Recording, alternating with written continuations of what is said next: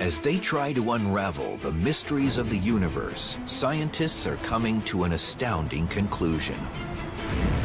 To make sense of outer space, they need to understand inner space, the microscopic matter that forms the foundation of everything we see.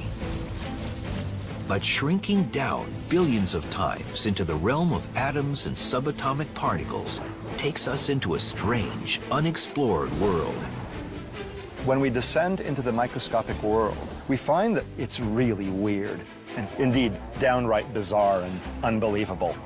The stuff in this universe is far smaller than anything we can see with a microscope, but it holds the key to the cosmos.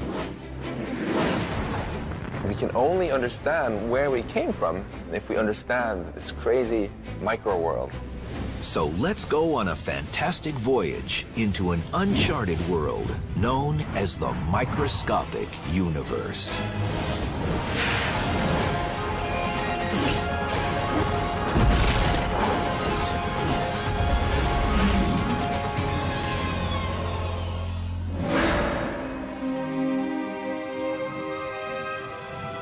When people talk about the universe, they usually mean the vast expanse of space, billions of light years across, that they can see with radio telescopes and cosmic imaging. They think about stars and galaxies and planets and all the big stuff out there. You have astronomical bodies moving under the force of gravity. There are laws of nature, and you think that the laws are right once and for all. However, there is another universe, an unseen world that governs everything we see. When we go down in size, trillions of times smaller, to the microscopic world, the rules are much less intuitive than the ones we're used to from the large-scale world. The magic of the microscopic universe begins at about a 10/1000th of a meter, or the size of an atom. Matter behaves so differently at this level that scientists have developed an entirely new set of rules to describe what's going on. They call it quantum theory, and what it says is extraordinary. This baseball represents a subatomic particle, like an electron or a photon of light, that routinely does all sorts of weird, strange things in the microscopic universe. The subatomic version of this baseball can be invisible, can go through solid objects with ease, can be in multiple places at the same time, and can seemingly go backwards in time and change the past. This means I could throw this microscopic baseball to first base and to home plate at the same time, or change the seemingly predetermined outcome of a play while it's still going on. Now, this is the stuff of science fiction, but really, we know it to be true, or at least it appears to be true in our quantum world. We get all sorts of weird things happening. If scientists can understand how these weird things work, they'll be able to put them to use in our everyday world, revolutionizing modern computing, and perhaps even allowing us to communicate across the cosmos instantly. The key to making these miracles come true is a process called quantum entanglement, and scientists are already harnessing this astounding discovery for both civilian and military purposes. In quantum physics, what happens to an object over here can instantly affect an object over here, and over here could be millions of miles away. This is how it works. When two subatomic particles interact, they can become entangled. That means their spin, position, or other properties become linked through a process unknown to modern science. If you then make a measurement of one of the particles, then that instantaneously determines what the behavior of the other particle should be. And when the experiment is done, it's found that indeed the other particle's quantum state is exactly determined once you've made a measurement of the partner particle's quantum state. That means if a scientist observes one entangled particle and forces it to spin clockwise, the other entangled particle will immediately start spinning in the opposite direction. That seems intriguing, but it's hardly earth-shattering until you consider that the two entangled particles can be separated by billions of light years. And still, the moment you observe one particle's spin, you've dictated the other particle's spin. That's weird, because it may suggest that information has traveled instantaneously, faster than the speed of light, from one particle to another. I don't understand it. I don't know that anyone does. Spooky action at a distance, as Einstein called it. Quantum entanglement is more than a curiosity of the microscopic world, because the effects of entangled particles can be seen and felt in our world. If scientists can overcome some fundamental obstacles, quantum entanglement could someday help humans communicate across vast distances instantly. People sometimes think that quantum entanglement will achieve the desired goal of transferring information at a speed faster than that of light. I don't think this will be achieved, because to set up these systems, you had to have brought them there at speeds slower than the speed of light. But then what do I know? 100 years ago, they didn't think that we'd be going to the moon. Quantum entanglement is far more likely to transform modern computing. Scientists hope to use the magic of the microscopic universe to build powerful new computers. We're going to see what this baby can do. At the Massachusetts Institute of Technology, Professor Seth Lloyd has helped create a prototype of a quantum computer which uses quantum bits rather than traditional computer bits to perform its calculations. This lab has the world's best superconducting quantum bit, or qubit, in it. And when we do quantum computations with qubits, we can have the quantum computer do multiple tasks simultaneously. It can do this, it can do that at the same time. It can add 2 + 2, it can add 1 + 3, and it can add those two things simultaneously. The fact that a single qubit can perform many calculations at the same time gives the quantum computer the potential to be far more powerful than any computer ever imagined. Like traditional computers in the 1950s, quantum computers are in their infancy today.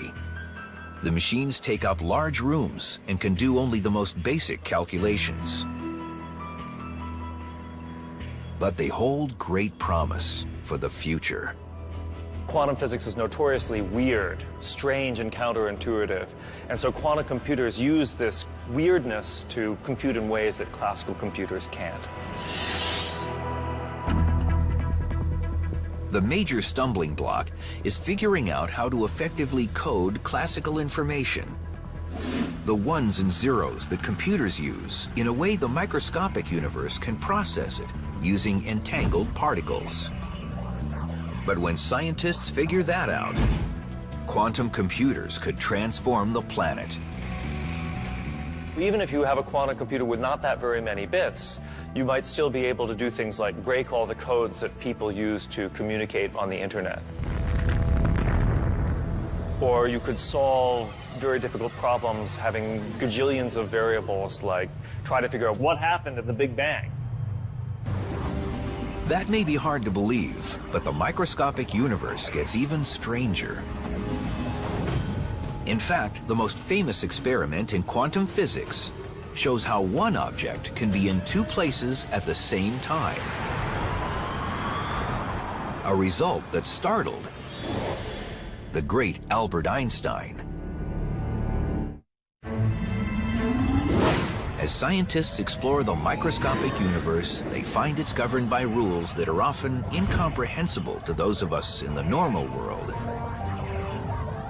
At the smallest scales imaginable, not only does information appear to travel faster than the speed of light, But human observation often seems to decide what happens. It seems like the behavior of quantum mechanical stuff is different when we're looking at it than when we're not looking at it. This profound conclusion comes from performing the double hole experiment. Scientists first conducted this experiment a century ago, firing photons of light through a metal plate with two slits. The light that went through the holes hit a screen behind the plate.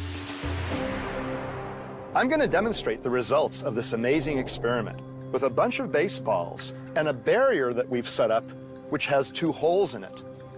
Now, normally in the everyday world, if I throw baseballs through one hole or the other, they'll form a predictable pattern on a screen that we've set up behind home plate. They'll be in one place or the other. Now, let's make that pattern with a whole bunch of baseballs. I'm going to use this pitching machine. Here's the first one. Let's see what happens.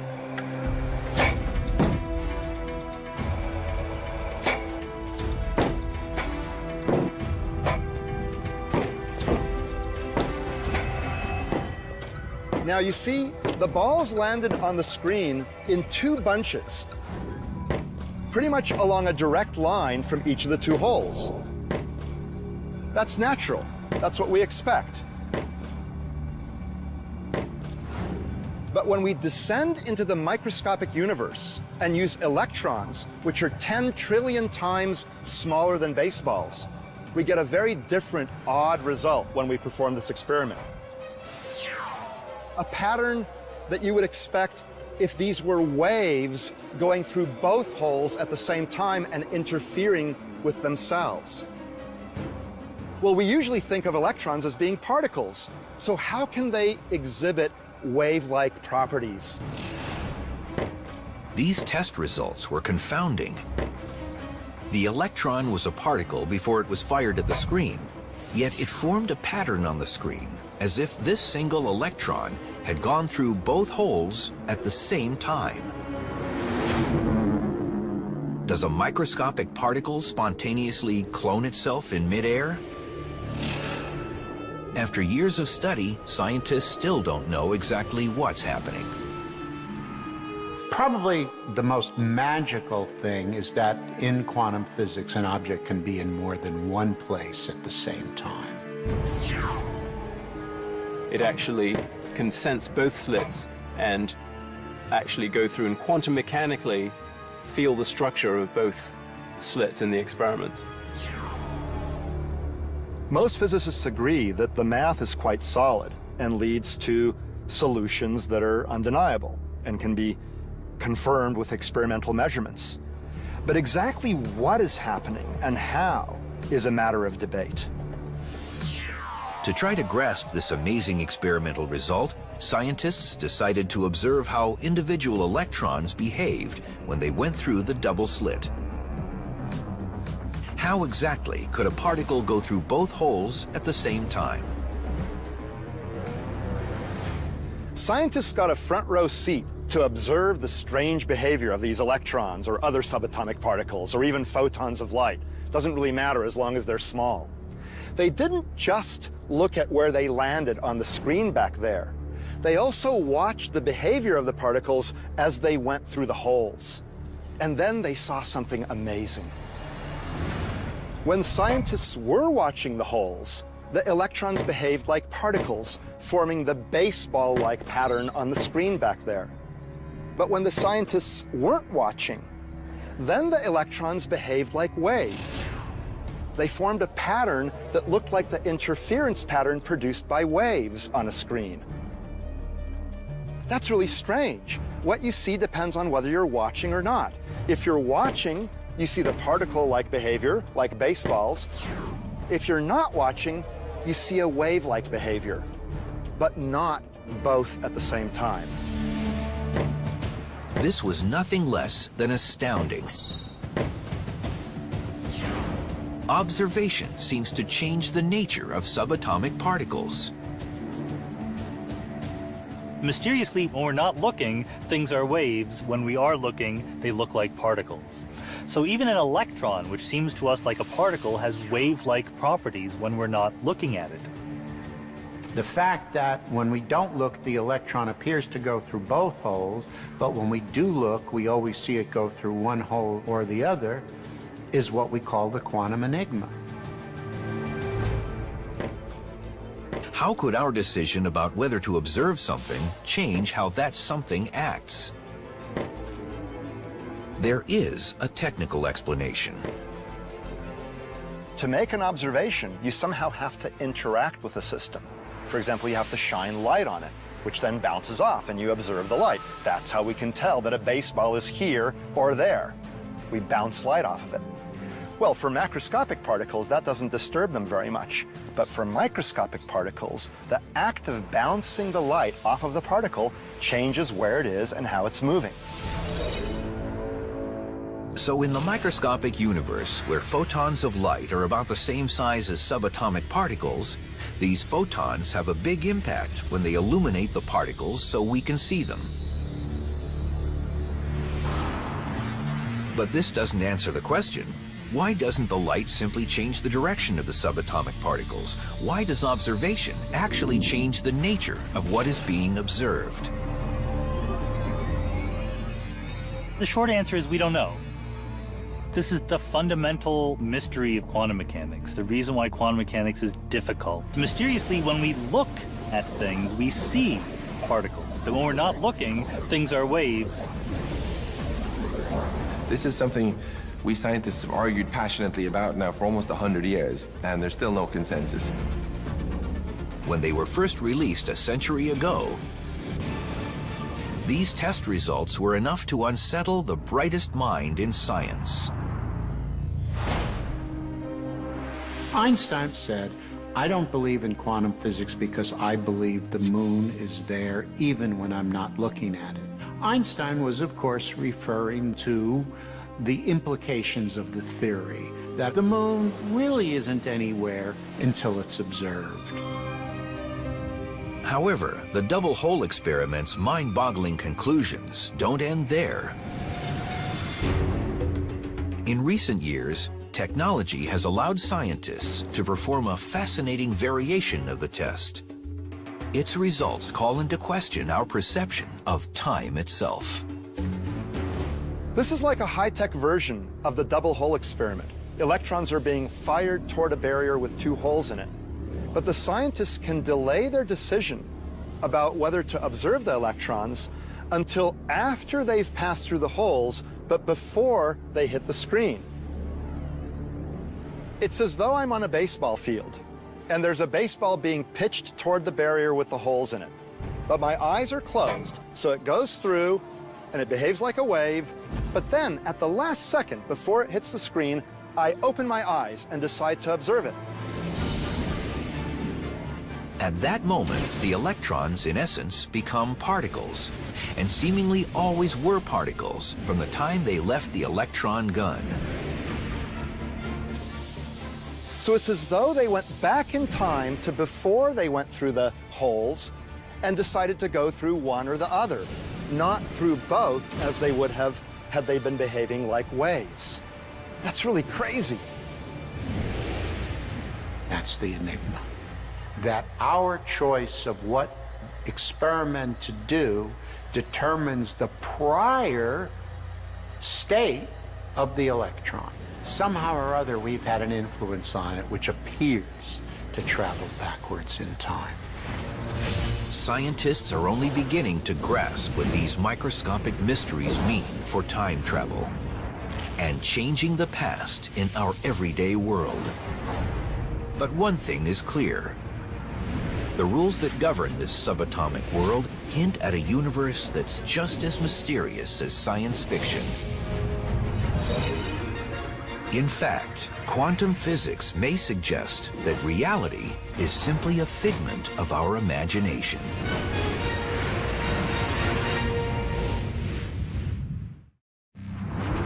After discovering mysteries in the microscopic universe, scientists wanted to quickly unravel, study, and solve them. But as they tried to figure out exactly what was going on in this strange subatomic realm, they found something completely unexpected.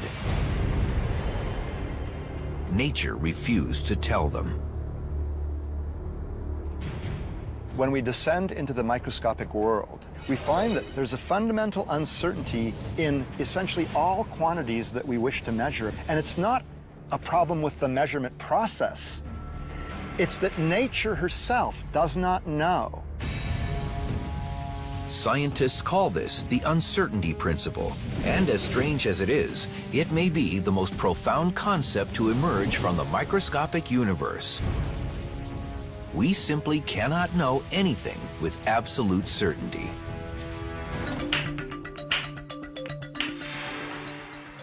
In our everyday world, we think we know a lot about the things around us. We can actually locate, for example, the position of this cue ball and strike it at a certain speed, which we know, and we can use that to collide it into other balls and go ahead and play a game of pool. But what actually happens if we shrink everything down trillions of times? In that world, these pool balls are now actually like subatomic particles. In this microscopic realm, quantum physicists have found they simply cannot determine with any precision where these particles are located because of their wave-like qualities. And what's even stranger, if scientists try to box in a particle, it will always generate enough energy to break out of the box before its position and speed have been determined. The uncertainty principle says nature will not allow its fundamental elements to be boxed in. So because in the microscopic world, because particles will interact with a completely different set of rules, the rules of quantum physics, microscopic pool will be a completely different game.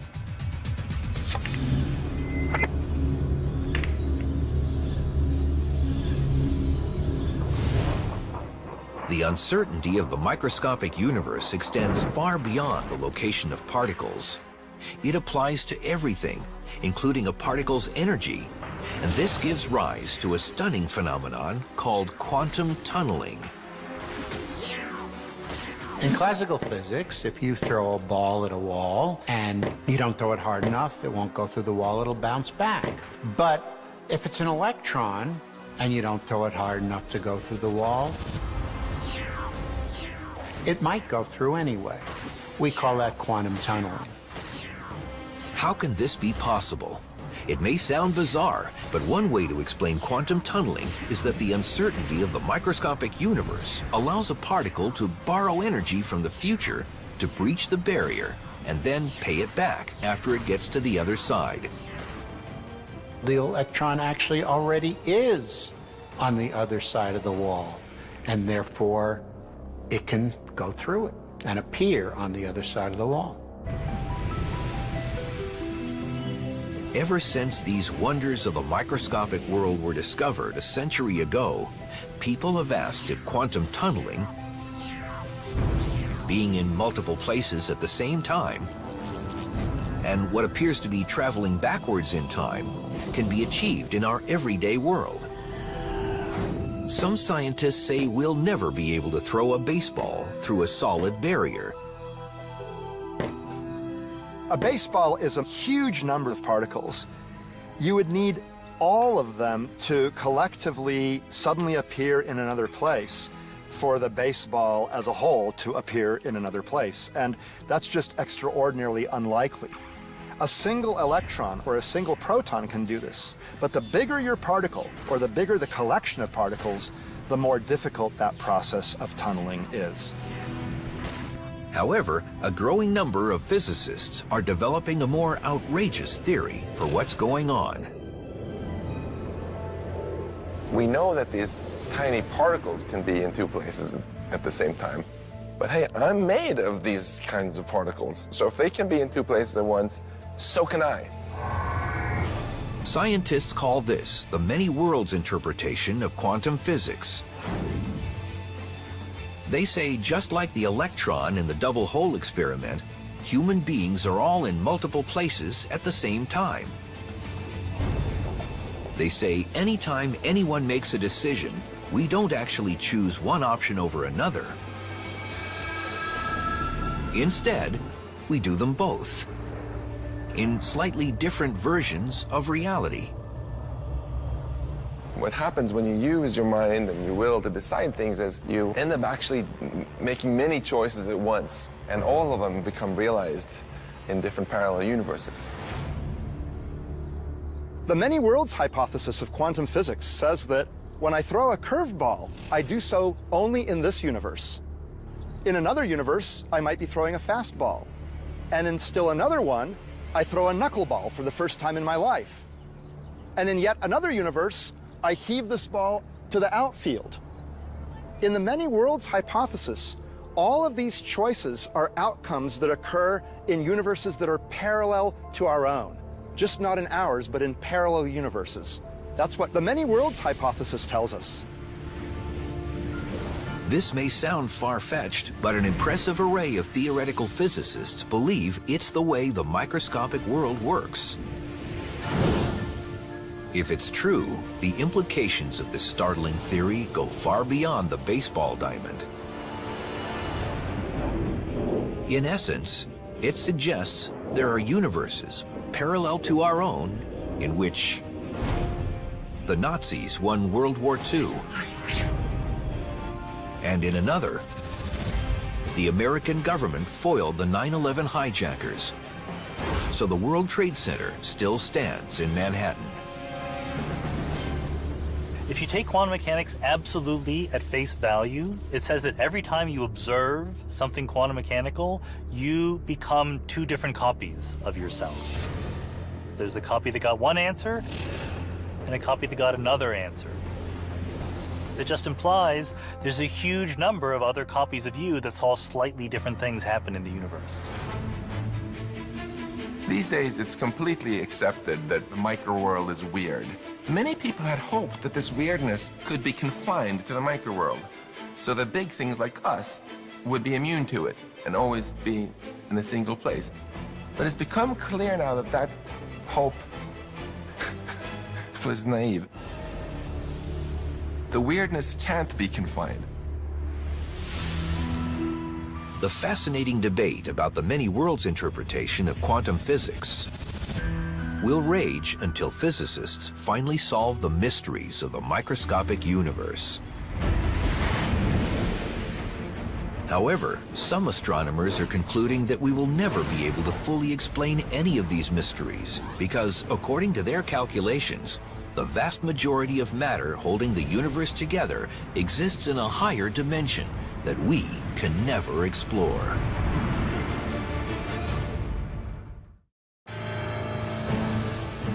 If there's anything in the microscopic universe stranger than quantum particles, it's the mysterious matter that scientists have never seen, but that plays a crucial role in the formation of planets, solar systems, and galaxies. Astronomers know that there's all sorts of matter out there that exerts a gravitational influence, but that we can't see. We call that dark matter. I wouldn't exist if they weren't for dark matter, because dark matter has this nurturing force of bringing things together to form structure, to form galaxies, which are absolutely necessary for life. Dark matter makes up a staggering 85% of the gravitationally attractive stuff in the universe. If the dark matter is some kind of particle, then typically millions of dark matter particles will pass through me every second. But even though they know dark matter exists, astronomers have been confounded by a microscopic mystery. What is it? At first, they thought it was ordinary matter that, for some reason, they couldn't see. But what happened was astronomers went and took an inventory. We know how much ordinary matter there is in the universe. By ordinary matter, we basically mean atoms, things that are made out of protons, neutrons, and electrons, the elementary particles that go into making you, me, everything on Earth. And it just doesn't measure up. There's not nearly enough ordinary matter in the universe to make up the total. This conclusion was bizarre. How could most of the matter in the microscopic universe not be made of protons, neutrons, and electrons? It's been quite shocking to discover that these atoms actually make up just a small minority of all the stuff in the universe. There's 6 times more of an altogether different substance, which is invisible to us. It's interesting to think that science has brought us to the point where we realize not only are we not the center of the universe, we're not even made of the same stuff as the universe is made of for the most part. Most of the stuff in the universe is this dark matter, and it's some small particle beyond the reach of our direct detection. Some theoretical physicists speculated that dark matter might be made of neutrinos, tiny particles 1,000 times smaller than an electron that fit many of the known characteristics of dark matter. We know neutrinos exist, and they have mass, they contribute weight, so maybe we're done. But now it's turned out that they're not neutrinos. Most of the dark matter is probably not normal neutrinos because they travel very, very quickly. And they wipe out the formation of what's called large-scale structure, the clumping of material, on the scale of galaxies early in the universe's history. So it would be much harder to produce galaxies if the universe is filled with lots and lots of neutrinos zooming around. So the dark matter is not ordinary matter, it's not neutrinos, it's some wholly new kind of particle that we haven't detected yet. It has to be some sort of weird subatomic particle left over from the Big Bang when the universe was very hot and dense. A whole zoo of particles was created. Most of them annihilated or decayed into other particles, but some were left over, and they are what are thought to be the dark matter. But what could this exotic microscopic particle be? Since it's nothing known to science, astronomers proposed an entirely new particle that embodied all of dark matter's characteristics, and then began searching the universe for it. They call it a WIMP, a weakly interacting massive particle. One of the problems with the WIMP hypothesis is that we've never actually detected a WIMP in a laboratory. In fact, there's several experiments going on right this minute to look for WIMPs in underground laboratories, and you'd also like to make them in particle accelerators like the Large Hadron Collider in Geneva. So there's a multi-pronged attack to detect WIMPs directly if they're the right answer. If scientists find evidence of dark matter, will they also find evidence of another world of dark planets? Dark life forms, and a dark matter table of elements. I don't think they're like us in that the dark matter particles can form planets and so on, because if they could, then we would expect most of the planets in our solar system to actually be made of dark matter. But I think it's much more likely that the dark sector is many different kind of particles that are much more complex than just one. However, modern science still has not found evidence of this mysterious microscopic material. And a growing number of scientists argue that's because it's not something else. It's somewhere else, like other dimensions. People have taken very seriously the idea that the dark matter comes from other dimensions or represents ordinary particles that are actually moving in the other dimensions. The thing about other dimensions are we don't see them, we don't interact with them very strongly, so they're a natural place to put the dark matter.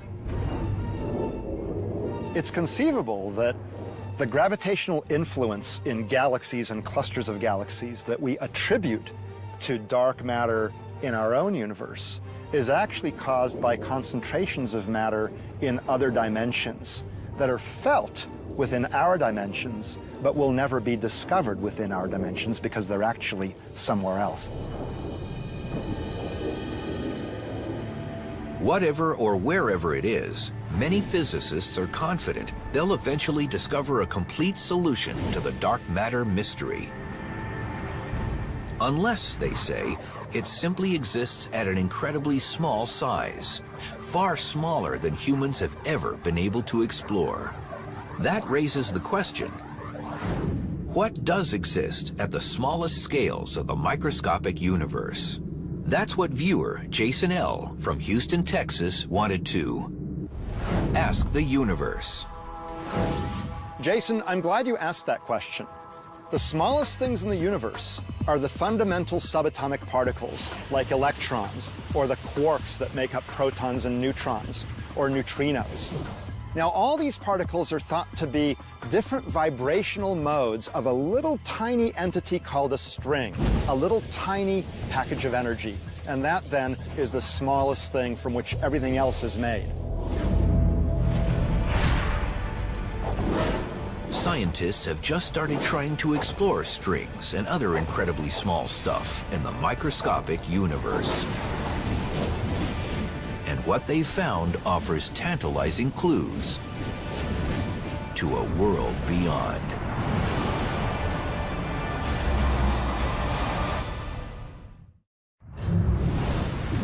As they delve into smaller and smaller spaces in the microscopic universe, scientists have successfully looked inside atoms. But what exists if we continue our fantastic voyage still deeper into this subatomic netherworld? Even scales that are smaller than the electron are really a vast unexplored territory, more so than solar systems or galaxies or even the universe. Because we can make observations of planets and stars and galaxies in the universe, but it's hard to conduct experiments that allow us to directly explore tiny scales in time and space.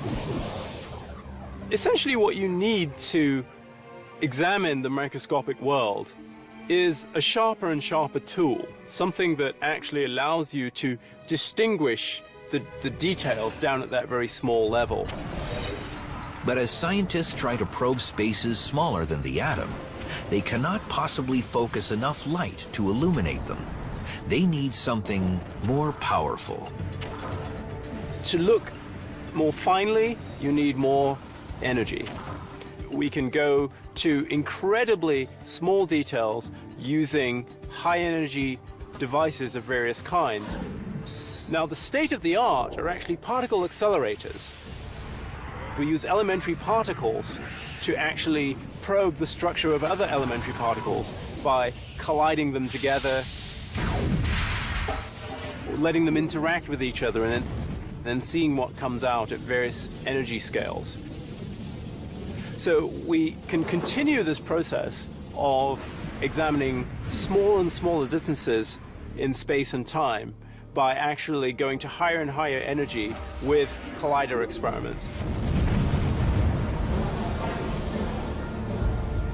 However, the world's largest particle accelerators have not yet generated enough energy to probe things much smaller than the elementary particles inside atoms.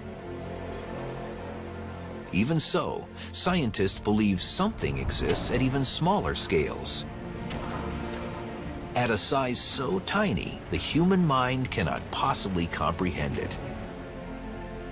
Physicists are now trying to understand what's called the Planck length, 10 to the minus 33 power centimeters. That's 20 factors of 10, 20 orders of magnitude smaller than an electron. Now, an electron is yay big, and I exaggerate a lot. So the Planck length is just almost unimaginably smaller than any objects we can actually measure. Nevertheless, physicists are trying to deal with these scales, and that's what string theory is all about. String theory says that everything that we think of as a particle is actually a tiny vibrating loop of string. To get an idea of how tiny it is, I have here an eyedropper. We're going to put out 1 drop of water. That has about a trillion atoms of hydrogen and oxygen. Now, imagine taking 1 hydrogen atom and blowing it up by 10 billion times. It becomes about half a meter across. And you might say, can we now see the individual strings inside that hydrogen atom? But the answer is no. We can continue to make it bigger, make one hydrogen atom the size of the solar system. The strings are still too small to be seen. It's only when we make that atom the size of our observable universe that a string becomes macroscopically large. If one hydrogen atom is as big as the whole observable universe, how big is a string? Only about the size of one of these trees. The amazing thing is that we human beings can even talk sensibly about what exists at this microscopic scale. Not only can scientists talk sensibly, they've also formulated theories about what happens down there. This is really one of the holy grails of all of science. We think that ordinary space and time cease to exist at the Planck length. What we don't know is what takes their place. We need to replace our idea of space itself by something more fundamental. Something that might involve different numbers of dimensions or just a different concept entirely. One possibility is that space at the Planck length resembles the grid on a football field. The yard lines are the fabric of our universe, and there's simply nothing in between. It could be that time jumps from one discrete point to another, and there are no steps in between. Like little quantum mechanical ants could tunnel from one spot on the grid to another spot on the grid without ever going into the intervening space in between. Why? Because there isn't any intervening space in between. Whatever exists at this incredibly small scale, most scientists believe that the concepts of space and time segue into another kind of universe where shrinking smaller is a meaningless concept. It could be that time and space are what we call emergent properties of the universe, but that if you go to very small spatial scales or very small intervals of time, the concepts of time and space break down. They don't make sense. Scientists say the conditions at the Planck length may be very similar to those that existed before the Big Bang, when everything in our universe was probably concentrated in a microscopic pinpoint. Maybe the same answers to the question about what happens to the universe at the very smallest scales may also be connected to knowing what was the universe like before the Big Bang. Did it just come into being at the Big Bang, or was there something different which then turned into the universe that we're familiar with at the Big Bang? These are all questions we don't know the answer to, but are all connected to the issue of what's going on at the Planck scale. So you might think that these tiny Planck scale things have nothing to do with us, who are much bigger, but actually it has everything to do with us. It's our origins. Our entire universe, if we extrapolate backwards, would have been smaller than the Planck length. Whatever exists at the smallest scales of the subatomic world, and however these things behave, scientists say they must make sense of it all before they can possibly comprehend the cosmos above, human behavior, and what might have existed before the Big Bang. It's a mind-boggling amount of information tucked inside an unimaginably small space of our microscopic universe.